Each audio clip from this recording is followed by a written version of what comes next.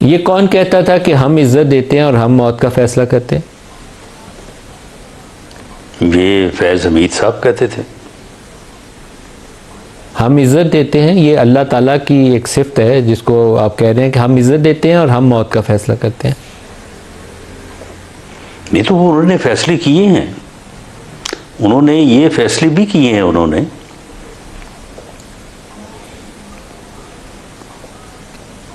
यानी एक आदमी को अगर आप पकड़ के जी किसी ऐसे मुकदमे में डाल दें तो इज्जत और जिल्लत दोनों चीज़ें जो है वो साथ साथ ही होती हैं। मैं तो स्पीचलेस हूँ सर। नदीम साहब देखें, अभी जैसे आप अप्रिशिएट करें इंस्टीट्यूशन को, देर आए दुरुस्त आए की मैं मिसाल दूंगा। देखें, जब भी आइडेंटिफाई हुआ एक एक्शन हो रहा है, he is not an ordinary lieutenant general, he was DGI और इदारे ने उसके ऊपर एक्शन लिया है, इसको भी अप्रिशिएट। देखिए, अगर इन चीज़ों से पाकिस्तान ने आगे बढ़ रहा है तो फिर तो इसको अप्रिशिएट कीजिए। अगर इन चीज़ों से या इंक्वायरी लेट हुई है जो, या अगर हम इस पे पड़ जाएंगे और माजी के बैगेज में ही दबे रहेंगे तो हम we are going know where.